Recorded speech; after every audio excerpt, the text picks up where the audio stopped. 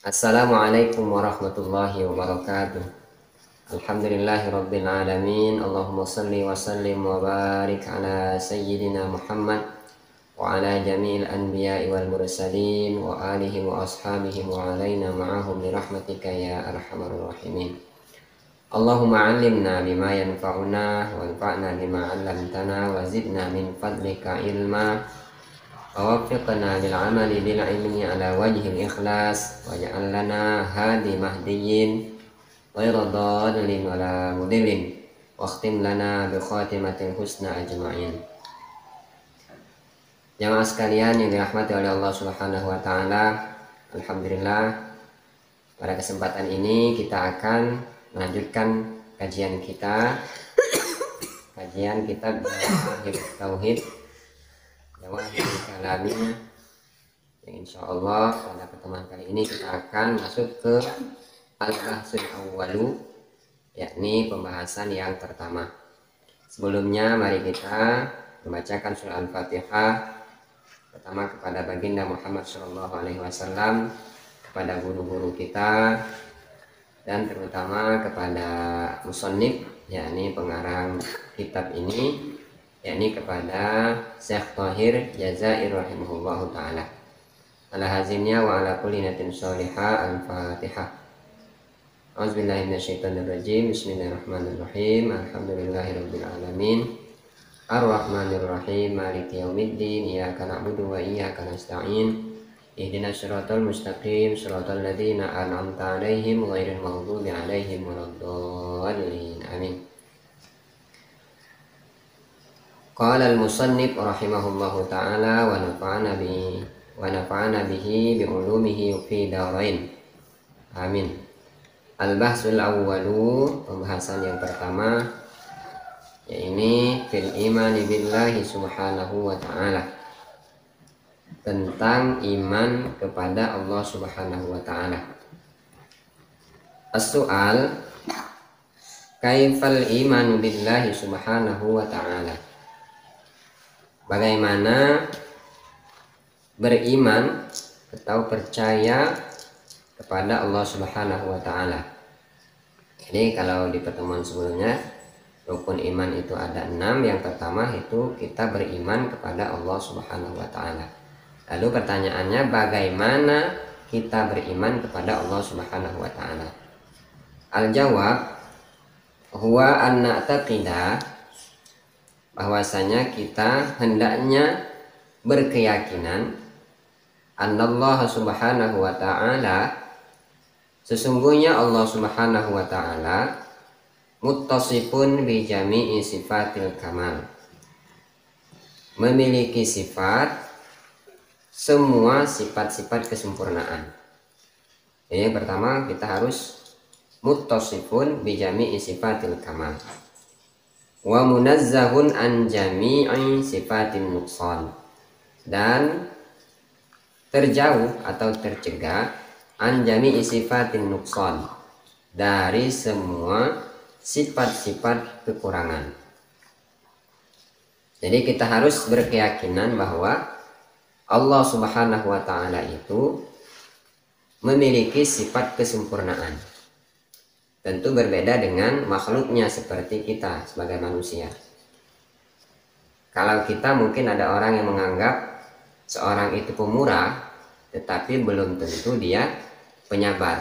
Berarti dia masih memiliki sifat kekurangan di dalam dirinya. Atau mungkin sebaliknya, orang itu seorang yang penyabar, tetapi dia mungkin tidak pemurah. Nah, ini berarti dia memiliki sifat kekurangan. Sedangkan Allah Subhanahu wa ta'ala jami'i sifatil kamal, semua sifat-sifat kesempurnaan itu ada pada diri Allah Subhanahu wa ta'ala, ada pada Allah Subhanahu wa ta'ala.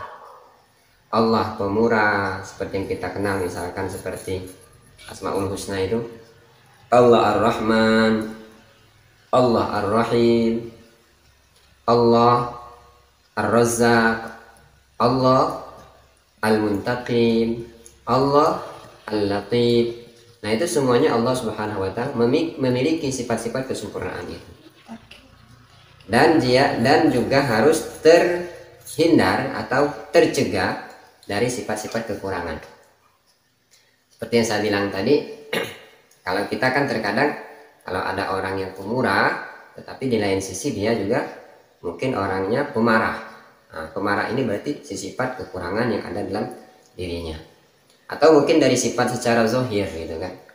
Kalau memang misalkan secara bentuk wajah dia enak dipandang, tetapi mungkin dalam bentuk keseluruhan tubuhnya ada kekurangan yang terdapat di dalam dirinya.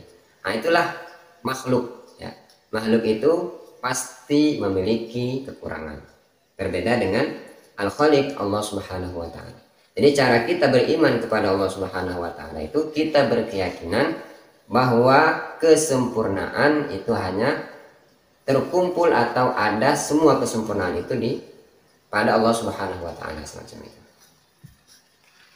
Kemudian kita lanjut, kaifal imanu billahi subhanahu wa ta'ala tafsilan. Bagaimana kita beriman kepada Allah Subhanahu wa ta'ala itu ya. Bagaimana cara kita beriman kepada Allah Subhanahu wa ta'ala secara rinci ya. Secara rinci bagaimana? Kalau tadi secara global ya. Nah, sekarang secara rinci bagaimana kita beriman kepada Allah Subhanahu wa ta'ala.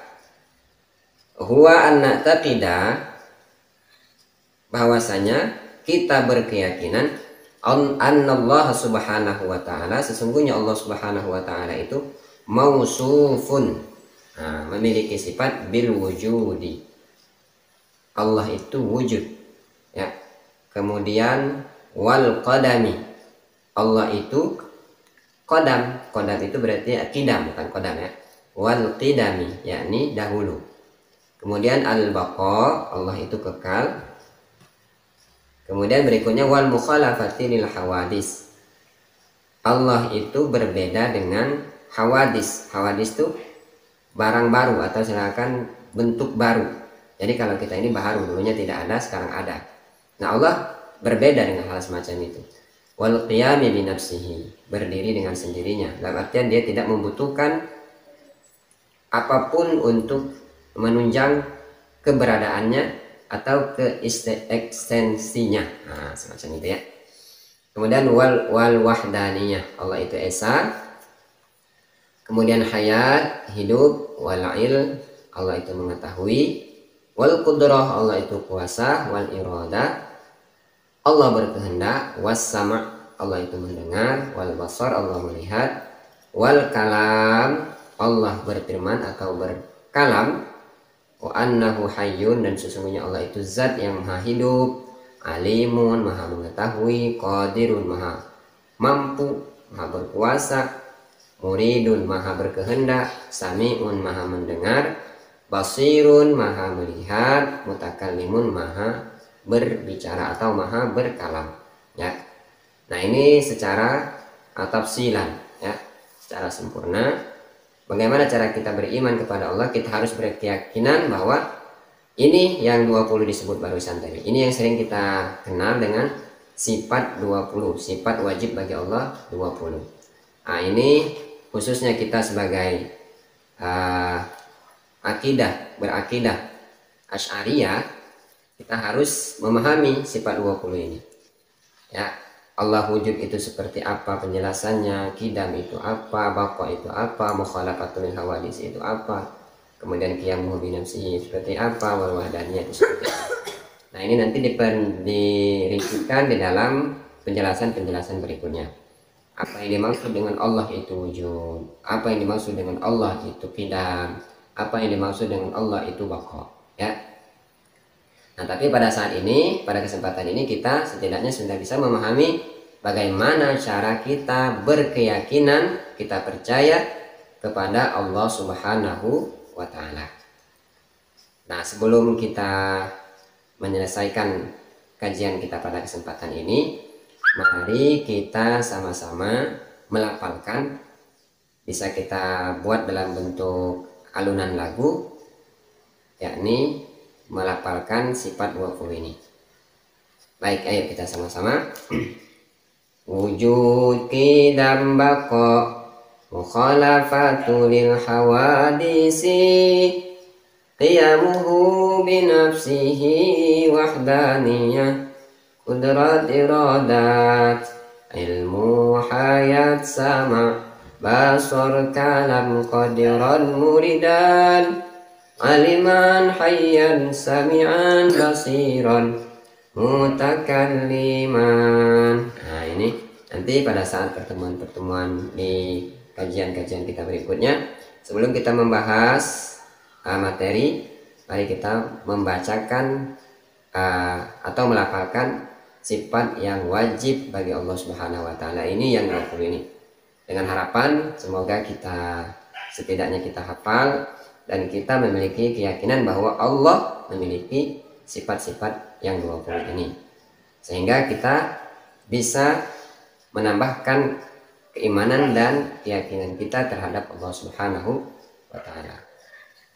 Baik, itu saja materi kita pada kajian kita kali ini.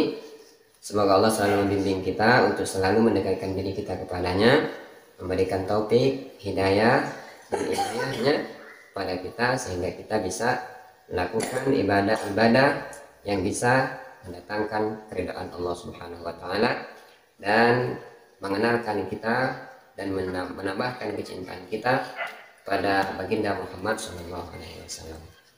Baik, itu saja. Mari kita tutup kajian kita kali ini dengan sama-sama mengucapkan doa kafaratul majlis. Subhanakallahumma bihamdika asyhadu an la ilaha illa anta nastaghfiruka wa natubu ilaik. Wassallallahu wasallim alaihi walhamdulillahi rabbil alamin. Assalamualaikum warahmatullahi wabarakatuh.